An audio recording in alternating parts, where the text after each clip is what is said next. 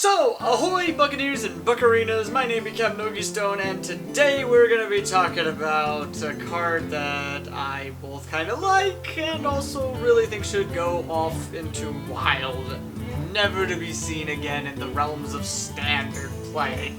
At least in my opinion. But before anything else, don't forget to like the video, comment down below if you want to talk about it in the description down below. Don't forget to subscribe to the channel if you want to see more of our videos. That's Overwatch on Tuesdays, Hearthstone on Thursdays, and Yugioh on Fridays. And don't forget to hit the bell for notifications because that's the best thing you gotta do, alright? Okay, alright. So here we go. Leeroy Jenkins is absolutely a card that should go into the Hall of Fame. 100%. Don't get me wrong, I'm a fan, as much a fan of Leeroy Jenkins as anybody else. I know the meme, I know the little clip, and I know the reference and everything, and I get that it's a fun card, and it's just like, you play him and you're just like, time's up, let's do this. Leeroy Jenkins! But here's the thing. The Leeroy Jenkins card in Hearthstone is historically and widely and still to this day used as a very easy means of finishing things. Like, super easy. It's one of those things that's like, you really can't prepare for a Leeroy Jenkins finisher because you never know when it's going to come, really. Even when you're in a range to be finished off by a Leeroy Jenkins attacking you, or in addition to Leeroy Jenkins attacking you, it's like, how would you be prepared for that? It's hard to tell. Most of the time, it's like you're just kind of like going about through a game or something like that, and you're playing through things, and you're just trying to do one thing at a time, and you're going up against people, and then suddenly your opponent is ready to get in range of that, and you're just kind of like sitting there like, alright, I've got a plan for when the next move comes up, and I'm going to be able to do this, and I'm going to be able to live, and then suddenly they have another like 6, 7, 8, 9 damage or something on board with Leeroy Jenkins, and he just runs over you. The biggest problem with Leeroy Jenkins is the fact that he does have charge, and charge is an old keyword that they used to print out on a few different cards and that would allow things to attack immediately, even into the hero. It's been kind of, replaced more or less by rush these days, where it's like you can attack immediately, but you can only attack into a minion, you can't attack into face or anything like that. And there are very few charged minions that are currently available in standard format. I mean, I think the only other one that I can... Well, there's a couple that I can think of. There's Stone Tusk Boar, there's that 4-mana 2/5 guy, I think. There's the 6-mana 4/2 with Divine Shield. Like there's definitely a few good charge minions still hanging around, but none of them really see play because they're not like super powerful even with charge. I mean, we're talking about damage that's like 1 attack, 2 attack. It's like those guys, Stone Tusk Boar and the 4, I think it's like Stormwind Knight or something, like they're probably going to be around forever, and nobody's going to be really playing them outside of like super combo decks and the like. That's because it's like that's the only thing they could be played in to have any sort of effect. Most mainstream decks don't really revolve around charge or anything. The 6-mana 4/2 is like, well, you can play that, and it's still a really good aggressive card, but at the same time, you probably don't want to pay 6 mana just to do 4 damage. There's a lot of things that basically do more damage than, 6 mana 4/2, right? Or even 4 mana 2/5. So it's like, there's not a whole lot that really, incentivizes using these guys. But with Leeroy Jenkins, we're talking about a 5 mana 6/2 with charge, and what is supposed to be the downside is that he gets summoned to your field, and then your opponent gets 2 1/1 whelps, which, technically speaking, they could just run into Leeroy Jenkins. That's the flavor context of that, where it's like, oh, he has such little health that it's like, he just runs into anything and then he dies, right? But that's the thing about it, is that when you have so many ways to cheat out Leeroy Jenkins, or when you're playing him against an entirely filled up board that doesn't have any taunts, or when you're playing him as a means to finish the opponent, those 1/1 whelps don't matter. The battle cry basically might as well just not exist. But at that point, Leeroy Jenkins is a 5 mana 6/2 with charge, and that's the biggest problem with Leeroy Jenkins right now, is that he's really, really strong as a finisher. There are so few cases where playing Leeroy Jenkins at the right time to finish off an opponent is like bad. I mean, you will usually save Leeroy Jenkins specifically to play him when you can finish off. You never play Leeroy Jenkins unless you're ready to finish off your opponent, if you can avoid it.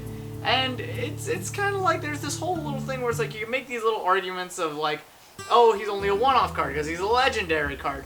Or, oh, he, doesn't always, you wouldn't always be able to play him in the ideal situation. Or, oh, he's not that strong, so even if he runs into like something like Explosive Trap against a Hunter, there's so many arguments you could make that would allow Leeroy Jenkins to come in, but Leeroy Jenkins isn't really played in the context of these situations. He's usually played in one very specific context and consistently played only in that context and continues to be that guy in that context. And I think the biggest reason Leeroy Jenkins ought to move into Wild, the biggest reason that goes against him, is that because he only comes up in that context, and there's so little you can do to prepare for him otherwise. Like, any good player who has played in Leeroy Jenkins will use him properly and be able to, like, they'll play him at the right time. They won't play him into a secret, right? They're not going to play him into Freezing Trap. They're not going to play him into Explosive Trap. They'll get rid of the secrets, then they'll play him. They'll play him as a finisher.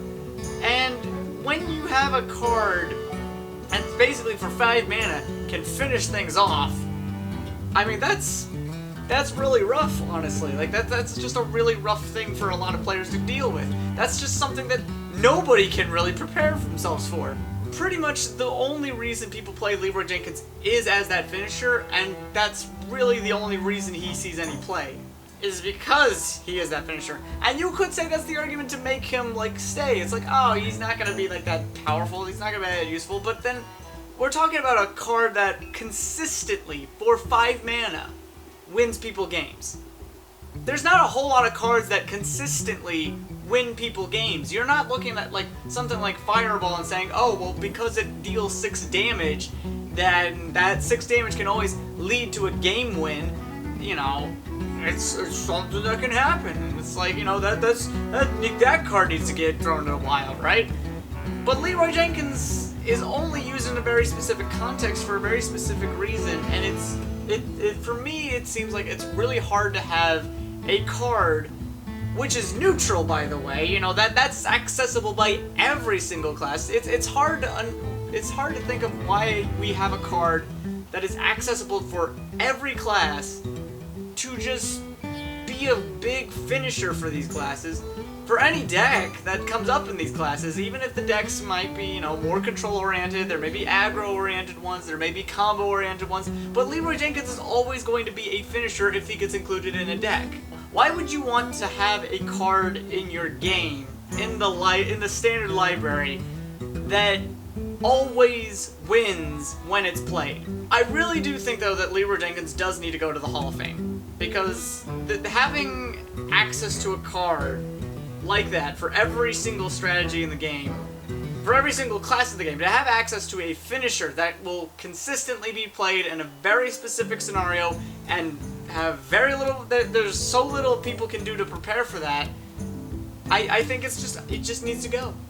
And that's considering, like, I appreciate what Leeroy Jenkins is as a card, and like, it's commemorating a specific moment in WoW's history, but like, that shouldn't be a reason to just keep the card in. I mean, and it's hard to really say, like, you should change the card, right? Like, you, adjust it so it's like, oh, you just make it rush. But then you just make the card significantly worse by making it into a rush minion. You kind of lose out on that flavor a little bit.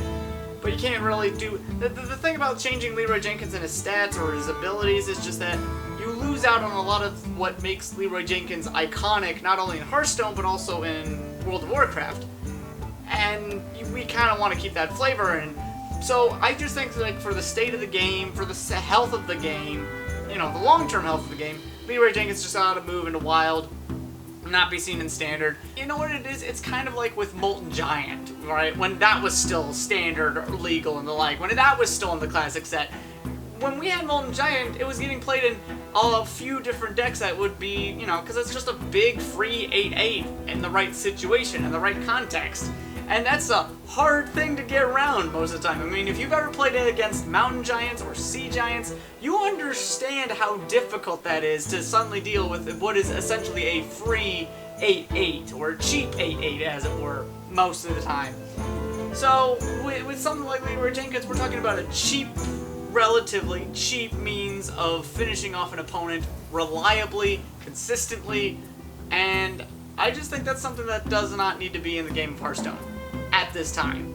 So, we'll see how this all goes, because we got, like, the expansion teaser just came out, and we're gonna see stuff over on, I think it's the 17th, so I think that's Tuesday, I want to say. So, we'll see it on Tuesday. I'll get to talk about it next week on Thursday. It'll be exciting. I'm certainly looking forward to the expansion stuff. I'm gonna start crafting out my other couple of vids, because I want to talk about, like, some of my favorite decks that I've, like, played over the course of the last year or so, and some of my most hated decks from the last year. That's gonna be fun. So hopefully you guys will, stick around, check out those vids when they come out, and I will see you next time. So I guess, gee, I guess that's kind of the video, huh?